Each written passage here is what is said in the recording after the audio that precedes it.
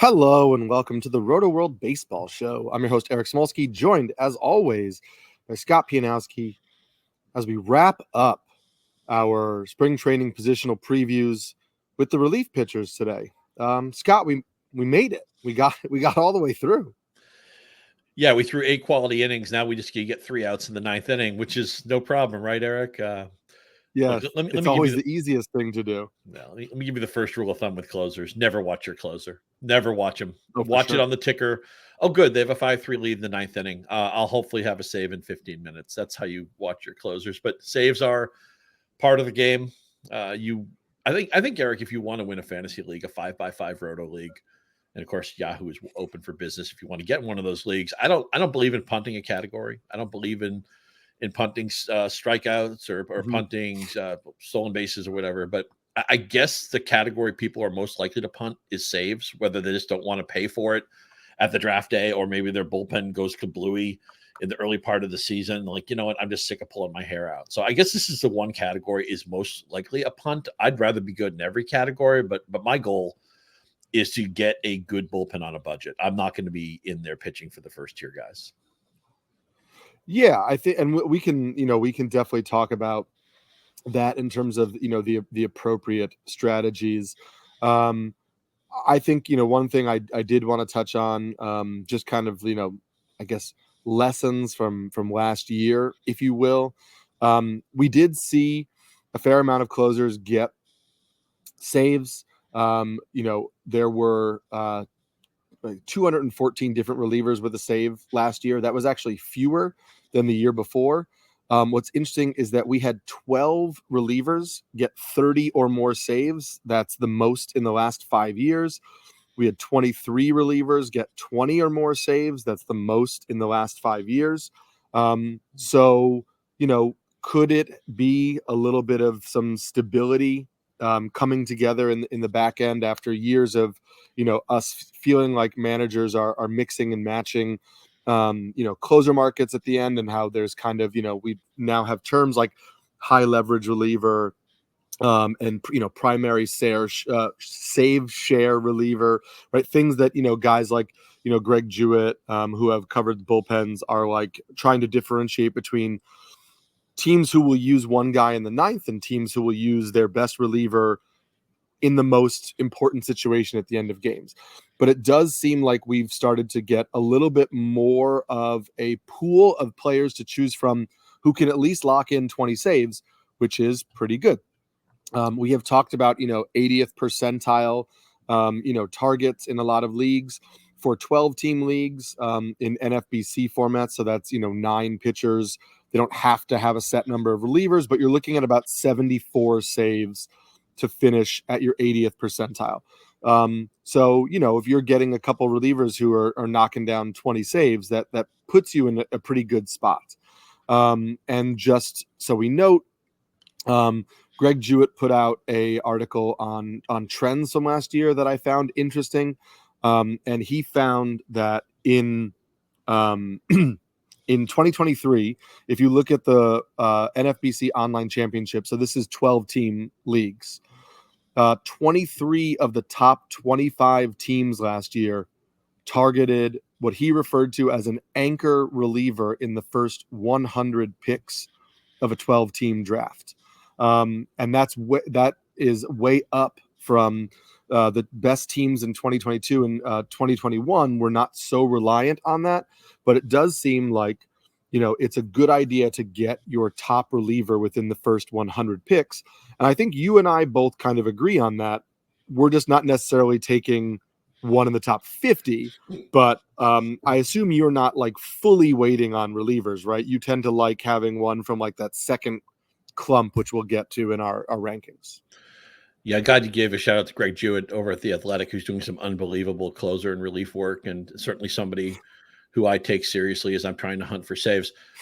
So first of all, dear listener, as you're formulating your save strategy, a lot of this, and I say a lot of your draft prep has to start at the end, where what can you get late in the draft? What can you get on waivers? If you're in a more casual league and you can assume you're going to rule the waiver wire, you're going to get most of your guys or the majority of your guys. you don't have to prioritize the closers. But we're trying to help the people who are maybe in a more competitive group where you're going to have to get saves at draft day. And you just can't say, oh, I'll just get all the fresh closers because, Bob in accounting isn't paying attention. He isn't logged in 2 weeks. You can win that league by showing up. So we're trying to help you for the leagues that might need a little bit more effort or acuity during the season. So my strategy, as you talked about, that anchor reliever, I'd like to have that anchor reliever too. I just want to pay second-tier prices for somebody who can be a first-tier reliever. So Camilo Doval is a guy who, on different relief boards, he might be 5, 6, 7, something like that. I could easily see him being one of the top 3 relievers when the season ends. Jordan Romano is a pitcher like that. I love to tier 2 reliever, tier 1 return, a tier 3 reliever. Evan Phillips is the main guy with the Dodgers. Last year, I think 10 different pitchers got saved, something like that. But you would think that Phillips would be the primary guy. We know the Dodgers are going to win a lot of games. Some of them won't lead to a save because they'll score a lot of runs, but he's maybe a third-tier closer who could end up being a second-tier return. So that's kind of how I'm playing it. There's 4 or 5 closers, the same 4 or 5 closers at the top of everybody's board. I'm probably not going to be spending the ADP because I just hate that hitter or the pitcher I'm giving up in that round. Yeah. But I like that anchor strategy. And this is, to compare it to fantasy football, where you get that one running back you can hang your hat on. He doesn't necessarily have to be a first-round pick, but second round pick, third round pick, whatever. And then you go on a budget for the running back 2, the running back 3, the running back 4. That's in a general sense similar to my closer strategy. Sure. Yeah, I like, like you, I like the anchor closer for me. And we'll talk about this as we get to our rankings. For me, there's a clear gap outside of the top 10. So I like to make sure I have, one of my top 10 guys.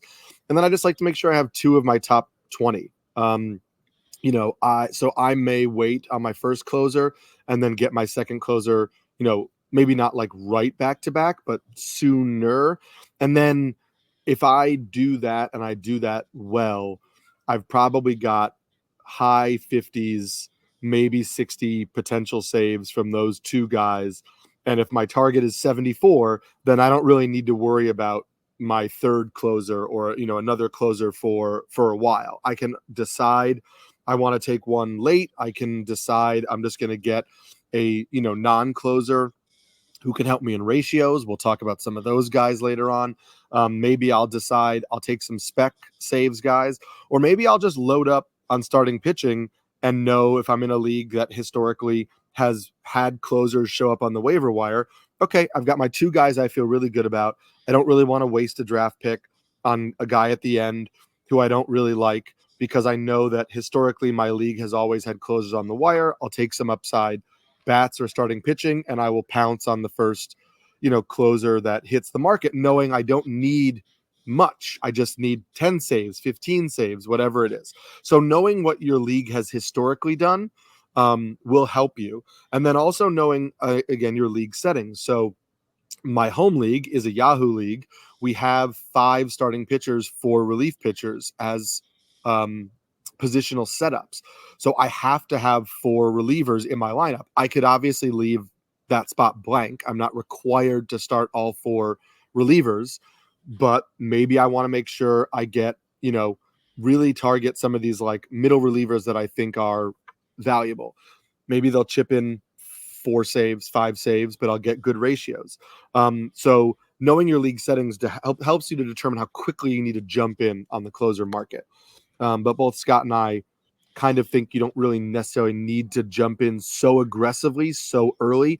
And if you do love one of those top guys, just know that you don't need to get 2 of them, right? Not necessarily need to get 2 of those like top guys. You can still load up on some other categories first. And if you're in a league that trades, and I realize, NFBC, that means you can't trade, but in most Yahoo leagues you can, saves are always going to be peddled because what's going to happen is during the season, somebody's going to be 15 saves ahead of everybody else, or they're going to be so dead in saves that the one closer they have, maybe they're 15 saves behind the next closest team. So they decide, it's not worth it for me to have Jordan Romano. You're always going to be auditing the standings in the middle of the season and right up around that trade deadline too. Where can I trade a surplus? Where can I trade a category that isn't going to hurt me if I get rid of it? Or what stat can I add where maybe you're the team that's behind 5 teams in saves, but you're only 7 saves out of the top. If you got one closer, right, you could run by everybody. So I always find that there's in my keeper league, people are always looking to keep closers, and that can be a scary game Yeah. because these guys can run hot and cold. Yes. My ex-podcast mate Michael Salfino said that closers are kind of like French fries. They're great when they're hot, or relief pitchers, I think it was were like French fries. They're great when they're hot, and when they go cold, you just want to toss them in the trash. But loosely that's not exactly how Mike phrased it, but he's got a great way of words, and I agree with him. And we've seen Eric, baseball's changed so much in the last 10, 15, 20 years, right? Where the one inning reliever, these guys come in, throw as hard as you can for 15 or 20 pitches, and then come out.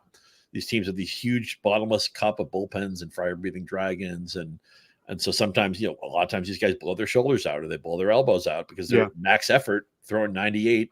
And I don't know if the body's meant to do that for a long period of time. So if we do this show 3 years from now, I'm sure the list of relievers we'll talk about will be totally different because this is a high attrition position, which is all the more reason why I'm not one of my first 5 or 6 picks is not going to be a closer. And you're just such a consummate professional because we did want to talk about some injury news at the top. So that's a beautiful segue.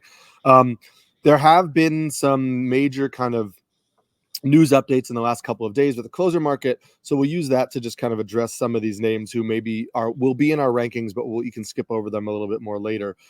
Devin Williams is the big news. Came out yesterday on Sunday that he has a sore back and is headed to get a second opinion from a spine specialist.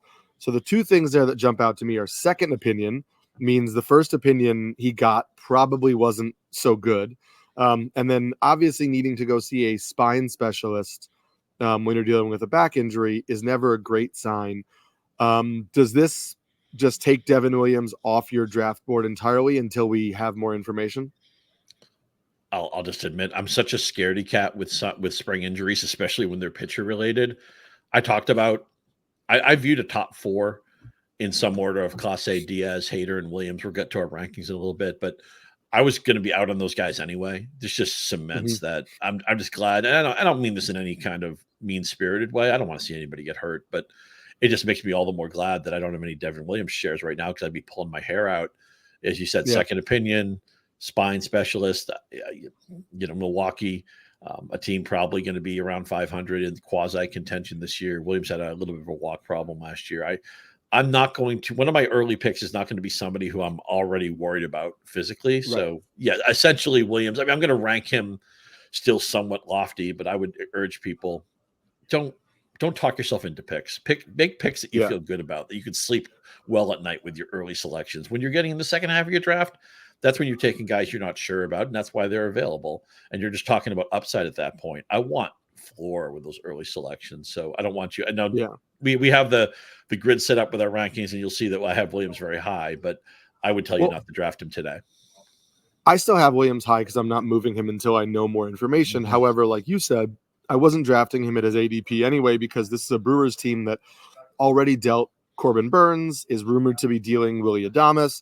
I just don't know how invested they are in being competitive this season. So even if they don't trade Devin Williams, which is a possibility, he just could be on a team that's, as you mentioned, around 500. So I'm not as interested at that cost. Another guy I haven't yet moved on my rankings, and we got good news, is David Bednar, the closer for the Pirates. Yesterday, they mentioned that he had played catch and felt good. He was shut down with lat tightness. So basically just, his lat in the back of the top of the back of the shoulder was just a little sore. When it happened, the team had said there was nothing to be concerned about. They were just being cautious because it was spring training. He's already started throwing and apparently feels, no tightness now when he's throwing. He played catch, so he still needs to, move on to bullpens and then maybe live batting practice and then back into games, whatever it is. But we have 2 weeks at least until opening day.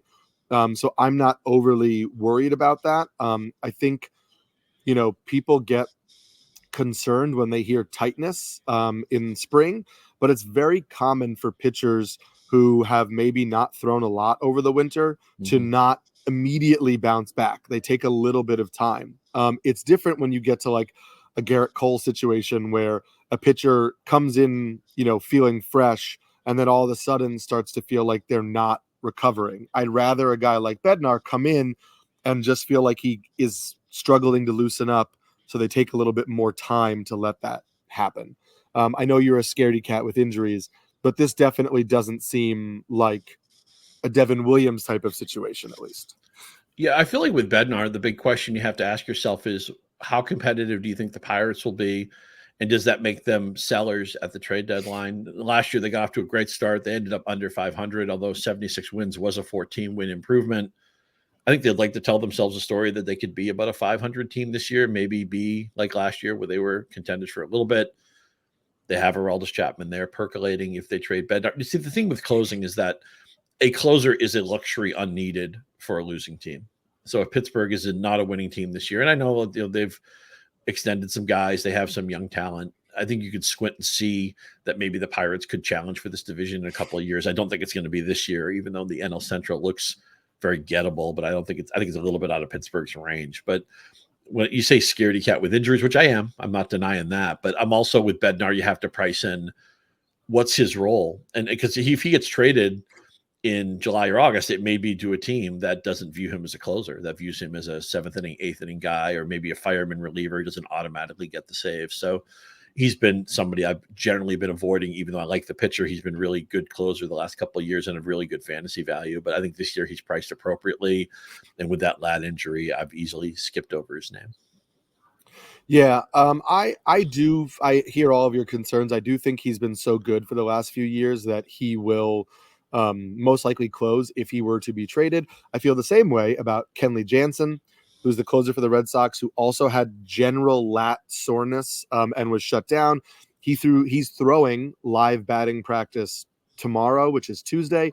So that he's kind of a step ahead of Bednar, and that he's progressed from playing catch to facing live hitters, and then will probably throw in games. He's been on the trade, block essentially, or trade rumors have circulated around him all offseason. He's not under contract next year. I think it's almost a given that the Red Sox trade him, since he's probably not going to be re-signed. But I would assume Kenley Jensen, given his track record and his history, will close no matter where he goes. So I'm not really dinging him too much either for this lat soreness or for the potential trade, because, you and I both like the Red Sox, but we feel like they'll be a fine, maybe good, but not great team. So he's probably not going to get traded to a worse team context. If anything, the team context might be better when he gets traded. So I don't view his potential, movement as a reason to be down on Kenley Jensen. I'm curious if you're down on him either for this lat soreness or potential trade. Yeah, the interesting thing about Jensen is last year he was in his mid-30s.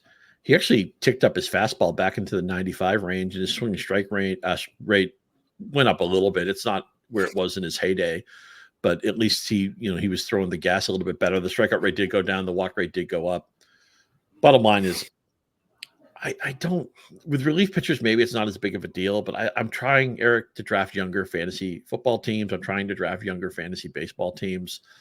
And cliff seasons are going to happen at some point in the mid to late 30s. I'd rather just have a younger guy in this chair than Jensen.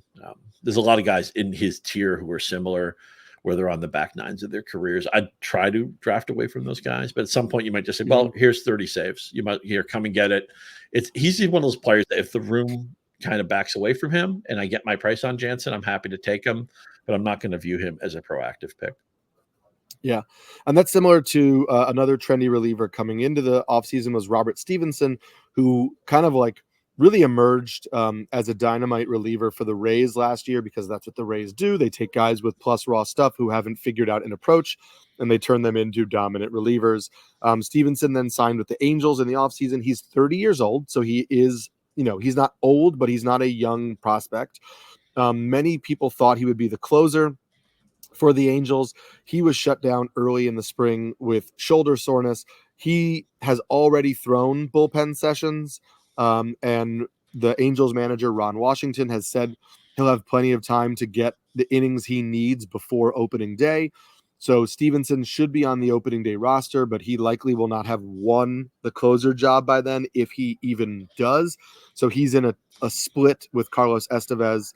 Neither one of us ranked him inside of our top 20. So I just want to get your thoughts on Robert Stevenson at this point. Are you interested? Because obviously the injury has pushed his ADP down, outside of the top 200 now, so he's a little bit more affordable than where he was going before?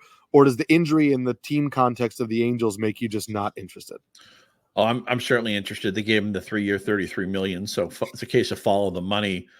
And Estevez was so bad in the second half. He had a really good first half, or at least a quality first half, and then he was awful in the second half, which is why the Angels spent the big money on Stevenson in the first place. Although, again, even though they did sign him for 3 years and $33 million, if the Angels are as bad as I think they are, that's the first stuff you start trading is relief pitching. I don't know what team would maybe want to take on that much contract. Maybe you split it up, but if he wasn't healthy, if Stevenson wasn't hurt, he'd be one of my, even though I think Estevez would start this season as the closer, I would say that Stevenson would be one of my best targets of non-closing relievers to draft late in the round, especially in a keeper league. We're trying to get that keeper closer.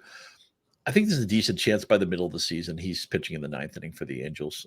It's not going to be opening day. He may not even be active on opening day, but I just have no faith in Estevez long-term. I agree with you, and I think we know that bad teams sometimes put up decent closer totals.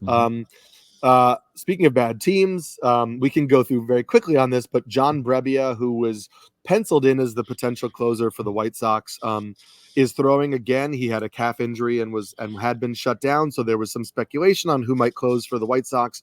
Brebbia should still be ready for opening day, the team believes. Not a great team context, but again, potentially a closer if you're in deeper formats. And then interestingly, yesterday, Jhoan Duran, who's had a pretty rough spring. You try not to put too much stock in spring training stats, but he was actually down 3 miles an hour across the board on his fastball, his splitter yesterday. The Twins haven't said anything about it, but it is interesting to note. And I want to lead before we get to our rankings to that last question to you of when it comes to closers, do you care about spring training results? Do you care about things like his velocity dropped 3 miles an hour in a spring training appearance, or does none of that really matter as long as they're on the field and pitching? I mean, as long as somebody's got a secure job and they have somewhat of a track record, the veterans, I just don't really worry about it as long as you don't hear any twinge of an injury. I guess there's a point where enough of a velocity drop would make me nervous. But as you talked about, these guys their throwing is so light during the off season. And a lot of times it's just a case of you get to break the adhesions and just get ready for the regular season. And some pitchers will say, well, don't throw certain pitches until late in spring training. Some guys will just let it in there, let them hit it. I'm just getting my work in.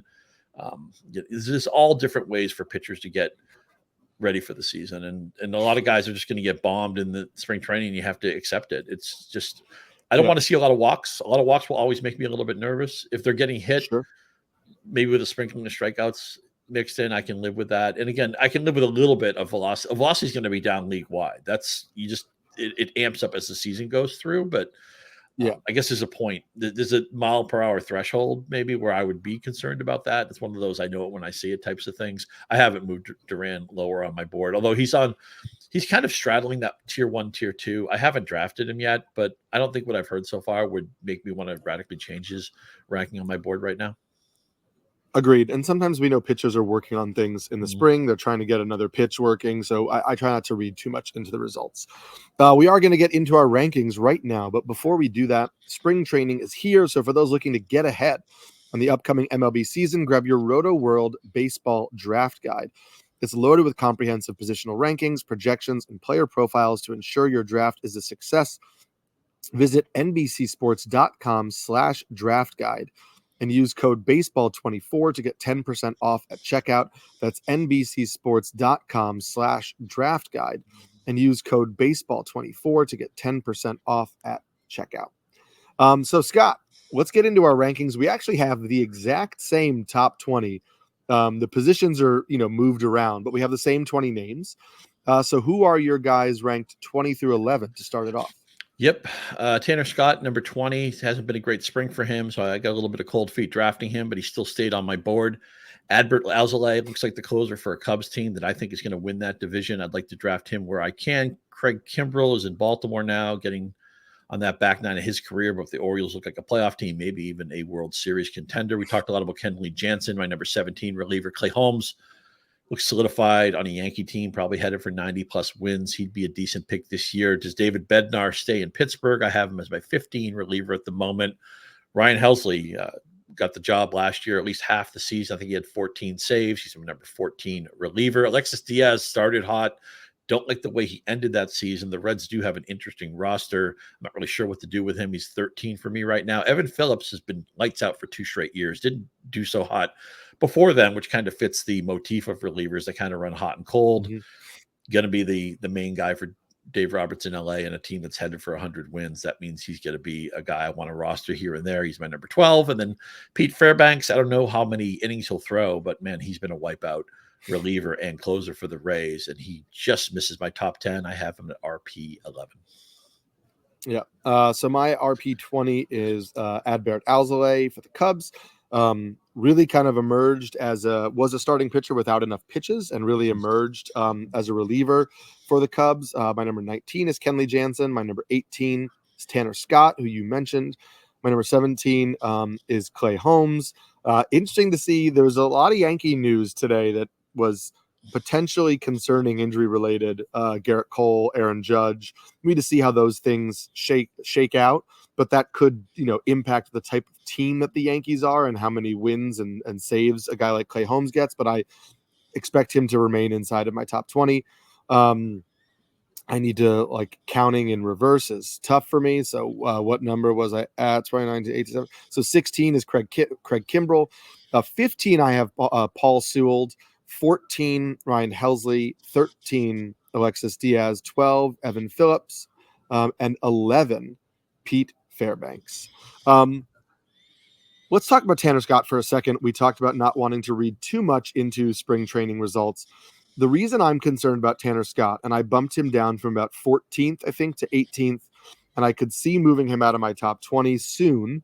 The reason I'm concerned is twofold. One, Tanner Scott had a huge breakout last year with a 2.31 ERA and 12 saves because he took over the job late in the year for the Marlins. And part of that was because of a massive improvement in walk rate. His walk rate the 2 years had been basically 15% and 16% in each of the last 2 seasons. His walk rate last year was under 8%. His walk rate in the spring is 37%. And now we're talking about only 2 innings. Granted, that's 2 innings over 4 appearances, so that's also a problem, right? But in 4 appearances, it's not a lot, but having problems with your command, right? Walking 7 guys in 4 appearances suggests that maybe the control or the command gains from last year don't stick. If they don't stick, his 2 previous seasons, he was a 5.17 ERA pitcher and a 4.31 ERA pitcher. If he regresses like that, he's not a lock to remain their closer. And if Miami falls out of contention, Tanner Scott is 100% the type of pitcher who gets traded and doesn't close somewhere else. He just becomes a lefty out of the bullpen for another team. So I have those concerns a little bit where he's now on the border for me, and I could see moving him below Jansen and Alzolay real quickly, and then I could maybe see him out of the top 20. Yeah, I moved him down to 20 because some of those legacy closers, like the Jansens, like the Kimbrels, they're going to get so much leash. And I don't feel like a guy like Tanner Scott, whose resume for closing is a part season, he had those horrible control problems that you mentioned. And what he's done in the spring training, he's faced 19 batters. He's allowed 7 hits. He's walked 7 guys. 14 of the 19 batters he's faced have reached base. And I feel like when relief pitchers go bad, if they get batted ball, if they get BABIP to death, a single here, a double there, I think teams can live with it. When you walk the ballpark or you allow home runs, it leaves a mark, it leaves a scar. And I could see Tanner Scott walking his way out of this job, just losing the strike zone, walking guys on 4 or 5 pitches. It's driving the Marlins crazy, and they feel like they have to do something. And I mean, look at who he was the previous year: 6.6 walks per 9, 6.2 walks per 9. His career, 5 walks per 9 innings. So I'm not convinced just because last year he has control in a good place that it's a permanent change. And I ranked him low enough that I want to basically steer people away from drafting him. That's how I'm going to approach it. Yeah, I am coming around to that idea as well.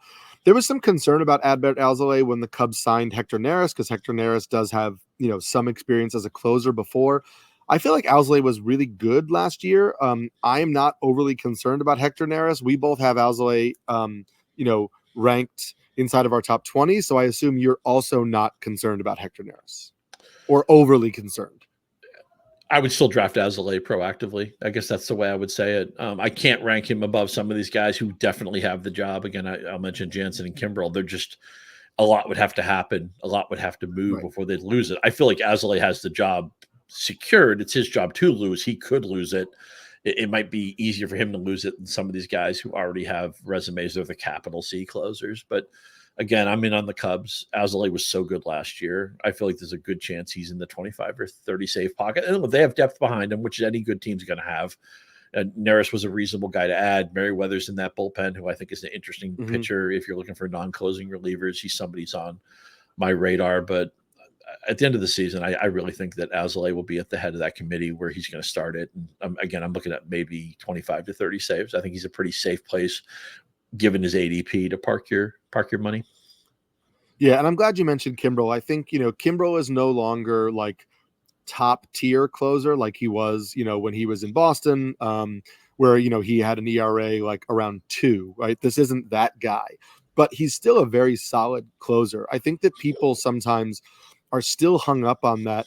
It was really just 35 innings at the end of 2019 and then the poor COVID 2020 season where he was really bad.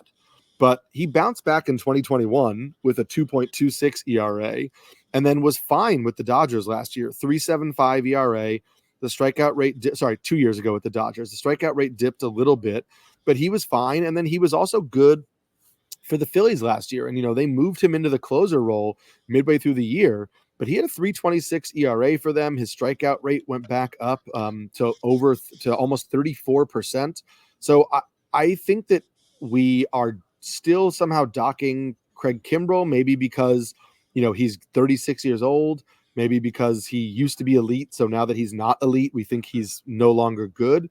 But this is still a solid reliever on potentially the best team in the American League. And so I'm super happy to get him as my second closer. And because he's going near the back of the top 20 in most formats right now, you can actually get Kimbrel as your second closer without really having to be overly aggressive.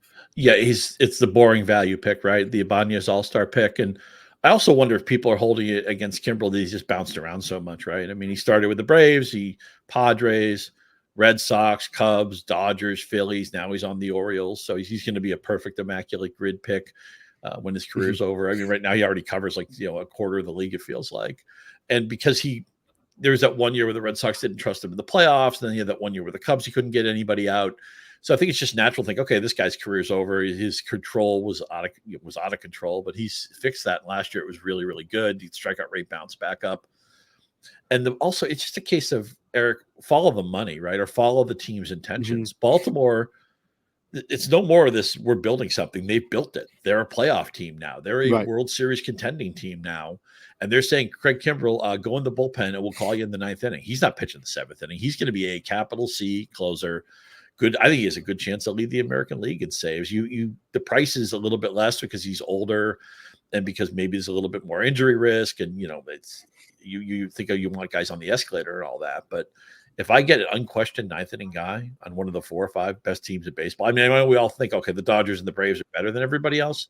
Yeah, probably true. But who's in that next wave? I think Baltimore's as good as any other roster in baseball. So I would agree. Getting their 9th inning guy looks pretty good to me. And the ADP is you can't beat it right now. I think he's a tremendous value as your second closer. Yeah, I fully agree with that. I think the last guy we'll talk about in this section, people may be surprised to see Alexis Diaz in this tier of 10 for both of us because, he did save 37 games for the Reds last year. He finished inside the top 10 in almost all formats in terms of just relief pitcher value. With a 3.07 ERA. I have no issues with Alexis Diaz, right? So my ranking him here isn't to say, oh, Alexis Diaz is bad. He's the 13th ranked closer. It's to say, in my opinion, 37 saves is not going to be repeatable. I think he's going to be closer to 30. I don't think the 3.07 ERA is repeatable. Most of the metrics will tell you it's not, whether you're a Sierra person or an XFIP person, or, just looking at barrel rates and hard contact rates, whatever. He's more likely to be a 3.5 ERA or over pitcher, especially given his home park. And also his 30% strikeout rate is really good for pitchers in general. It's solid for closers. He obviously is he has swing and miss stuff, but he's not, putting up these ridiculous, type of strikeout rates that we sometimes see from some of the really, really top tier guys. I mean, even Duran is over 33% usually, right? That is a big enough gap. I'm curious if that's kind of where you're at on Diaz, where, not off of him, but last year was probably better than you're going to get. For me, he's a simple ADP fade. I'm looking at the Yahoo ADP board right now, and he's 50 picks ahead of Kimbrel. He's 65 picks ahead of Kenley Jensen. He is 25 or 30 picks ahead of Pete Fairbanks, who I have ranked higher anyway. So the market likes Alexis Diaz more than I do. I don't think they're baking in what he did in the second half appropriately. I don't think he's anywhere near as sure of a thing as the drafters so far have reacted to it. So, the ADP, he's a 89.7 right now, Yahoo, the last 7 days, 91.7 if you take the entire spring. I don't view him as a top 100 pick at all. I will not be drafting Alexis Diaz this year. There you go. Let's get into the top 10. That's what the people are here for. So who are your top 10 closers for the 2024 season? Yeah, Andrés Muñoz at number 10, left over in Seattle, has the job to himself. Paul Sewald, of course, was his former running mate, did a great job for Arizona, got to the World Series last year. Raisel Iglasias, another guy, you draft him, you can't really watch him, but anybody who's got the ninth inning in Atlanta looks pretty good to me. Jordan Romano is one of my target guys. He's my 7, and Camilo Doval is my RP6. I think they have great chances to be in that first tier when the season is over. So I'm going to have those, Doval and Romano, on a lot of teams, and they're back-to-back on my board. Jhoan Duran, we talked about earlier, with that velocity dip, right now my RP5. And then the top 4, you can really put them in any order you want. I'm just not drafting them. And I know this feels like an episode where I'm saying, don't draft this guy, don't draft that guy. I want you to get a couple of them. You just have to have an emotional, relationship with your closer. And there's a lot of guys who make me nervous, but I still feel like I'm giving you at least 6 or 7 targets here. I'm just not going to target the top 4. My top 4 right now are Josh Hader at 4, Edwin Diaz off that injury. At least it wasn't arm related. He's number 3. Devin Williams at number 2 with an asterisk, as you said, spine specialist, second opinion, makes me nervous. And Emmanuel Clase, a different kind of reliever, right? Because these guys, for the most part, they strike the world out. Clase doesn't really strike out anybody comparatively, but he doesn't walk anybody either, and he gets the ground balls. New manager in Cleveland, but you would think the ninth inning is all his. Number 1 on my board, probably won't be on any of my rosters. Yeah, it is interesting how that works. I kind of feel similar to you. I'm okay taking some of these guys I have in the top tier who we'll get to. I'm not actively seeking it out. Back half of the top 10 for me, I have Jordan Romano at 10. I have Andrés Muñoz at 9. I have David Bednar at 8. As we mentioned, I'm just not as concerned right now about the lat as you are. I have Camilo Doval at 7. I have Josh Hader at 6. I have Raisel Iglesias at 5. I have Devin Williams at 4, and this was before the spine specialist, so question mark for me there. I have Emmanuel Clase at 2. I still have Emmanuel Clase at 3. I still have Jhoan Duran at 2. We'll see what to make of the velocity being down. And I have Edwin Diaz at 1. I had him at 1 last year before the injury. I'm happy to buy back in on him at 1. It doesn't really matter to me that the Mets aren't as loaded as they were before. I think they're a good enough team to get wins. And I think he's going to lock down the saves there. So a couple of guys before we get into that real top. Andrés Muñoz is in the top 10 for both of us now. That may be a surprise to some people, but I feel like he has always been a top 10 closer in terms of ability, right? We know his raw stuff is electric. And he is now the primary saves guy in Seattle. They do like to mix and match. Matt Brash is dealing with an arm injury. They claim he's going to be, healthy at the start of the year. He's a little bit less of a sure thing. I feel like the Mariners they're not just going to give Muñoz the entire, like every save, but I think he's going to get the vast majority of them, maybe more than we've come to expect from Seattle in the past. I really like drafting Muñoz. I think he's incredibly talented. I do too. Just the whip did bounce up last year, a little bit hit unlucky, but even though the ERA was still in a tidy region, that 1.27 makes you a little bit nervous. But Seattle, it's funny, Eric, because I keep drafting their starting pitchers. They have a great staff, and they play in a pitcher favoring ballpark. So you just think of this is like the home of the 4-2 baseball game. And what happens when your team wins a game at home 4-2? You get a save out of it because nobody goes 9 innings anymore. So I feel like this team is going to produce like 50, 55 saves. Obviously, one guy's not going to get all of them, but I don't see why Muñoz can't get 30 plus. He's certainly a proactive pick for me. I fully agree there. You're higher than me on Paul Sewald. I like him. So I had him 15th. To me, it's a little bit more about, I think there is some actual competition in the Diamondbacks bullpen. Kevin Ginkel made some real nice adjustments last year and was a really strong reliever. Paul Sewald was really good for the Diamondbacks down the stretch, and has been, really solid, as that primary saves guy in Seattle as well. I don't see the 34 saves he got last year being duplicated. I think, again, he's not a huge strikeout guy. There was some improvement last year, but I guess I'm not buying in majorly on the strikeouts. So I'm totally happy with him as my RP2. I guess I'm curious if you entered the season with Sewald as your top closer on your team. You're comfortable with that? Yeah, this is where I'm going to pitch you Duvall and Romano as guys I'm going to draft as much as I can because I want Sewald on my roster as my second reliever. And if I don't get him, I don't get him. Interesting playoffs for him, right? He had 2 saves in all 3 of the playoff rounds that led to the World Series. And then Texas hit him like they knew what pitch was coming. I mean, Texas just knocked the guy all over the park, which is going to happen sometimes. But he didn't have the greatest control when he went to the Diamondbacks, and I don't think he's their closer. He's the head of the committee. I don't think they're in any way married to that. And it's kind of an interesting team because they were ahead of schedule last year. I mean, they were happy to make the playoffs with 83 wins, and then 3 weeks went the right way, and they were in the World Series. Nobody saw that coming, but he's somebody who I think he's going to get 20 to 25 saves. But if you told me that he pitched horrible in April and he lost his job, that wouldn't surprise me either. So you kind of have to season him to market. Again, I think even though he's only a couple slots behind Duvall and Romano, those guys have done it for a couple of years now. They're on, I think, better teams. Arizona, view them as the 83 win Diamondbacks, not the went to the World Series Diamondbacks. I feel a little bit better about those other 2 guys. So Sewald is season it to taste. If the room gives me a deal on him, fine. If I don't get Paul Sewald, I'm fine with that too. I find he's so interesting because he actually was a better pitcher with Seattle, but he got way more saves in fewer games with the Diamondbacks. He saved 21 games in 45 appearances for the Mariners. He saved 13 games in just 20 appearances for the Diamondbacks, despite having a much higher ERA and striking out far fewer batters in Arizona.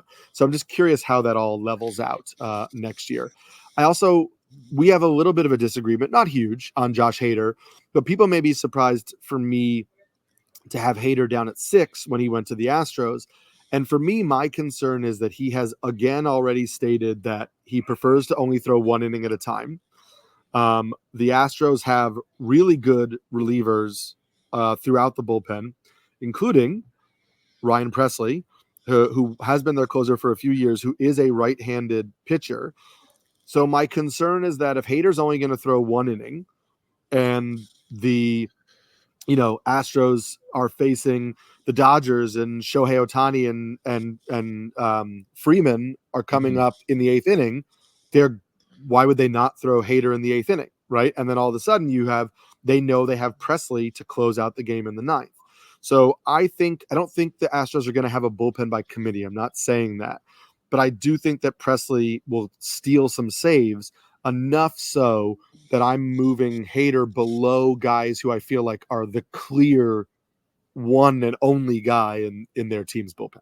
Yeah, that's a fascinating argument which makes me wonder, if you can tell yourself a story that Presley gets double-digit saves, maybe he's a great late-round pick. A lot of people are leaving him for dead in fantasy drafts. Like, oh, it's obviously Hader. Hader's the guy. But you make a great point. If Freeman and Ohtani are coming up, and fill in whatever left-handed hitters you want. And teams, when it comes to platoon advantage, teams are much more sensitive to lefty-lefty than righty-righty. If you're a right-handed batter, if you can't hit right-handed pitching, you can't play. But there are plenty of left-handed hitters who are very sensitive to left-handed pitching. And granted, Ohtani and Freeman are going to be tough for anybody to get out. And also with Hader, I talked about earlier, don't watch your closers. He's one of those guys. He's going to have – last year's walk rate was 4.8 per 9. He's going to have months where he can't find the plate, where he's going to walk guys on 4 pitches. It's going to drive you crazy. What's wrong with Josh Hader? Maybe they'll take him out of the closer role for a week. Maybe they'll give him like a phantom IL spot to get right, or let him pitch in a simulated game or whatever. He's a bigger kid. There's a lot of moving parts to his motion and everything. And I'm not pretending to be a pitching coach. I just know that Josh Hader can be a tough guy to watch. Now, when he's on, he can strike out the side in 11 pitches. I get it. Sure. Houston, of course, is one of the better teams in the league. But you make a great case that maybe Josh Hader is a 25 to 30 save guy, not a 40 save guy, because being left-handed, he's going to do some of that fireman work, and it's going to cost him saves here and there. Yeah, I've loved getting Presley in like draft and hold formats where, you can't make moves during the year, just because I do think he's going to be involved in that bullpen. And you and I will talk about some of our favorite non-closers, and we both have another Astros pitcher on our list. So we will get to that. I am a little higher than you on Raisel Iglesias. I have him 5. You have him 8. I am a believer in, again, a good pitcher on potentially one of the best teams in baseball. Was solid last year with a 2.75 ERA, 33 saves. Is not a huge strikeout guy, but is a good strikeout guy, just under 30%. Curious why you're down on Iglesias. Yeah, I don't know. Maybe I've lived through some of the rough patches with him. With Iglesias, he's around the plate. He doesn't walk guys, but his strikeout rate is not anywhere close to what the elite guy. It's weird because he always has a swinging strike rate that makes you think he should be dominant with strikeouts, but he hasn't been dominant with strikeouts relative to other relievers. So you have to live with some of the BABIP. And last year his BABIP crept up to 312, and his WHIP. That's probably why his WHIP was, I think, the highest of his career. But also he's had a little bit of trouble staying healthy. Right, he hasn't seen more than 70 innings, I think, since 2018. Mm-hmm. So I don't see. It's hard to say, well, this guy can't be healthy enough to pitch 75 innings. We're not asking these guys. Right. In the old days, relievers would commonly throw 100+ innings if they were really good. We saw some guys win the Cy Young Award where they threw 130, 150. Mike Marshall threw over 200 innings one year. That is a long ago era, but because he hasn't been as durable and because he's more of a pitch to contact guy, maybe he just doesn't fit. A pitch to contact guy where he's not getting ground balls. If he was a pitch to contact guy with a 50% ground ball rate, I'd maybe sleep well at night. But he's a pitch to fly ball rate, and that makes me just a little bit nervous. Last year, the home run rate crept up to 12.3%, which is right around his career norm. So I still have him ranked, I think, in a pretty good spot. It's just a matter of maybe the market likes him a little bit more than I do, and maybe that's just that Braves bias kicking in. Remember, Atlanta's a great team. They're also going to win a lot of 9-2 games where nobody's going to get a save, but I couldn't project him for more than 65 innings. I guess that's probably the bottom line why I have him a little bit lower than you do. Yeah, and that makes total sense. And then you and I, we talked about these kind of top 4 arms. They're guys that we like. They're just guys that maybe we're not out and out targeting. If they were to fall in a draft, we have no problem scooping them up. They're guys who have pretty strong save shares. I consider Duran in that grouping. Assuming he's healthy coming out of spring. The Twins, most importantly for him, because we know, again, his raw stuff is electric. The Twins showed that they're willing to use him as their primary closer last year. We had assumed, we didn't know if he was going to be a primary closer or one of those like high, multi-inning guys or high leverage guys. For me, him being the closer on Minnesota makes me feel comfortable drafting him. I know you mentioned he's on the fringe for you, but again, these are all guys that we feel comfortable with, depending on where they were to fall in a draft. If they came, to a point where we're comfortable getting a reliever or became a value, we're fine grabbing them. we're also fine waiting till some of the guys we have, just outside of our top 5 who we can scoop. We're going to end talking. Let me say this one more thing. I want to make one thing really clear, because I've spent a lot of time talking these guys down as a group. And a lot of people are probably thinking, well, hey, Pianowski, who's going to be on your bullpen? Are you going to get some save? Are you punting saves? Because it doesn't sound like anybody. I want to make it clear the guys I'm going after. I do think I've made it clear that Duvall and Romano are my tier 2 guys. I think can be tier 1 closers. If you're looking for closers outside the top 10, I like Phillips a lot at his current ADP. I like Alzolay a lot at his current ADP. And I think Jansen and Kimbrell, as the boring vet guys, are going to return their ADP as well. So I just want to make it clear, because I've given you a lot of guys. Oh, I'm not drafting him. I'm a little bit lower on him. I'll avoid him. He's dinged up, whatever. Those are some of the guys who are probably, and I'll, later this spring, I'll do what's in my wallet, where I actually tell you who I've drafted, but I know people are in drafts right now. Can you give the people maybe the 2 or 3 guys who are the most common relievers on your bullpens right now?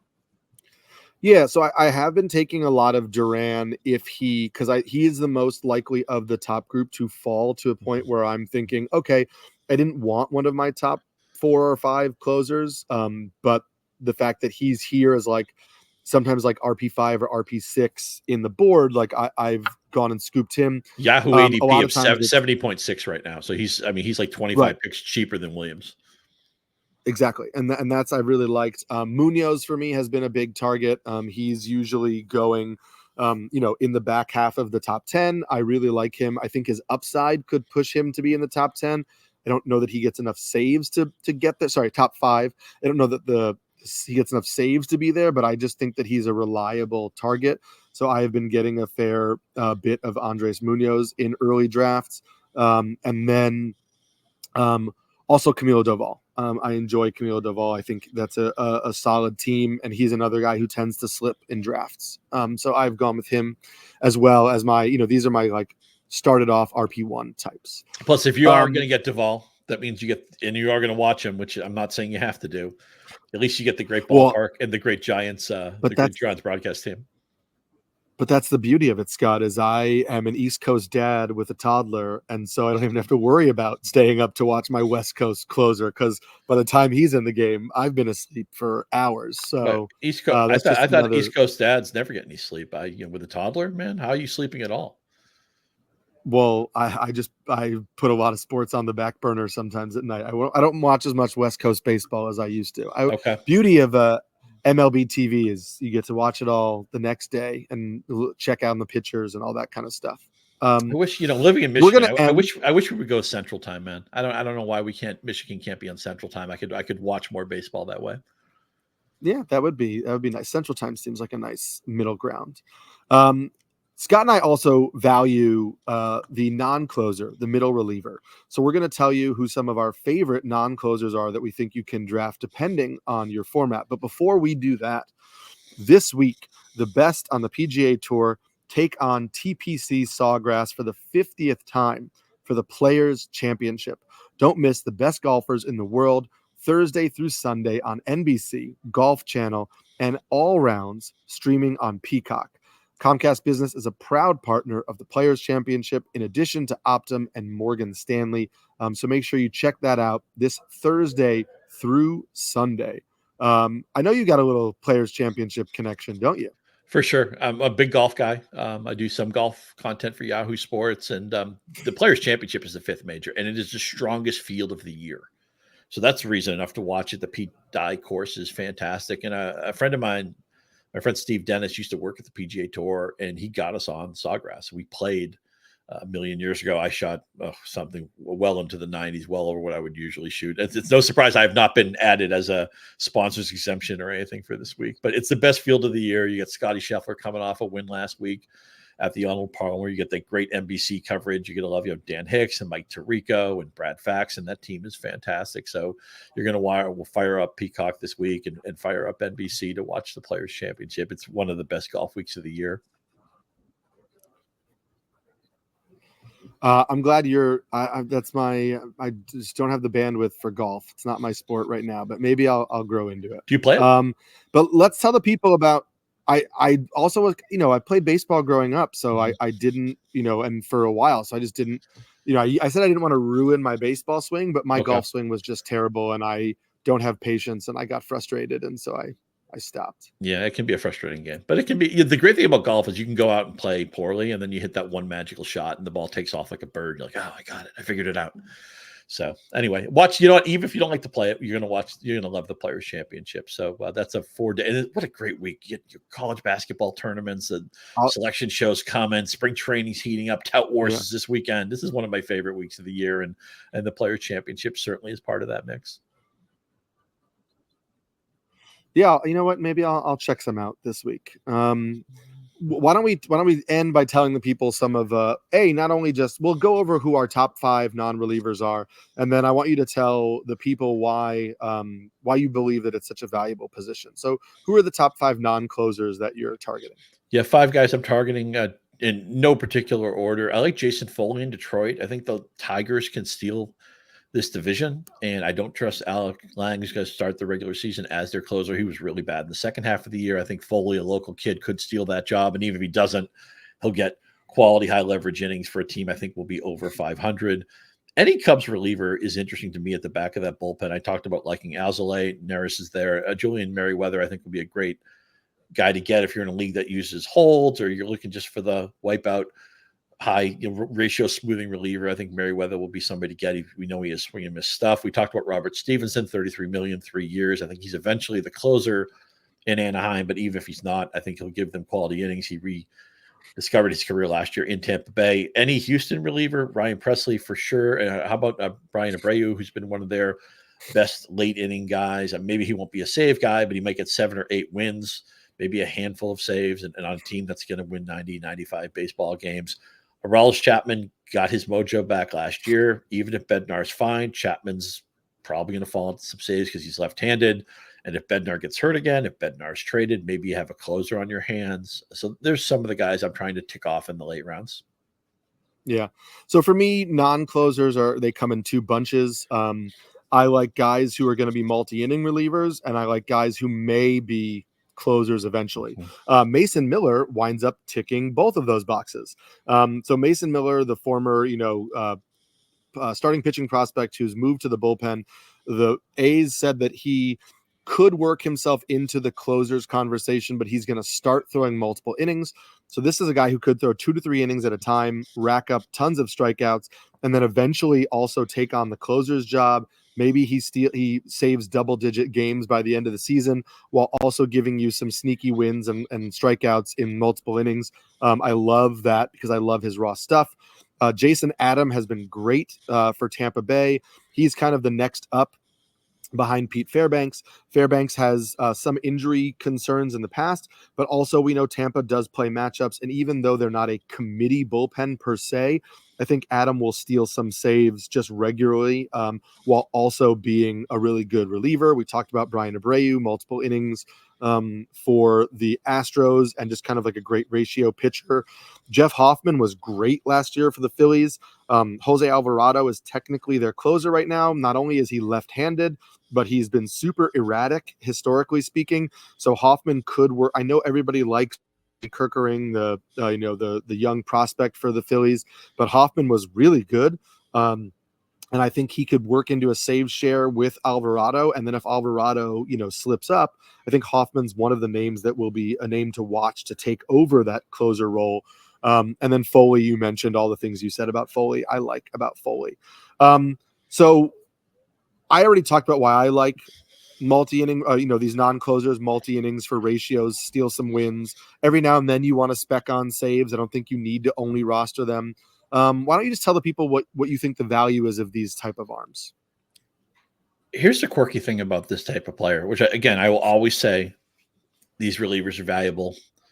Try to target now with the non-closing relievers. A lot of times I'm going to be more focused on a winning team, where with a closer, if the team wins 75 or 80 or 82 games, it's kind of all comes out in the wash. I love my non-closers to come from winning teams because then they're going to luck into a handful of wins maybe, and maybe the occasional save. But what I want people to focus on, and this is, of course, league dependent to some degree. Everything we tell you is league dependent to some degree, but I want you to look at your waiver wire 3 weeks, 4 weeks, 5 weeks into the season and go to the reliever tab and do a search by walks and strikeouts And you're going to see a Mhm. bunch of guys you know little about or nothing about who have 2 walks and 14 strikeouts. And I want you to pick up a couple of those guys, or at least look into them. Go to their Fangraphs page, or go to their Baseball Savant page, or check them out in the baseball package. See what you think of them. Because as you talked about different relievers, they're failed starters. They couldn't develop the third pitch. New organization, new release point, new pitching coach, new catcher, whatever it is, new diet. Relievers are always getting, they're getting watered and fed and groomed and tweaked, and these guys come out of nowhere. And it's every year. I think of like the career path of Nick Anderson, where he had Right. came up, kind of lost his way. People forgot about him. I think he was out of baseball for a while. He comes back. He's great. He's wipeout as a non-closer. He becomes a closer. Pitches in a very high-profile World Series game where they took Blake Snell out. At that point, he was on fumes. He'd pitched almost every game in the playoffs, it felt like. And now he's hurt again. He's off the radar. There's going to be and I don't mean to trivialize any of that. I mean, the guy made the show and he was a star for a couple of years. That's fantastic. But there are going to be other Nick Andersons. There are going to be next year when we do this program in that top 20, Right. there may be like 5 or 6 guys we didn't even talk about, because there's such teams are constantly looking. If a closer goes bad, they'll make quick changes.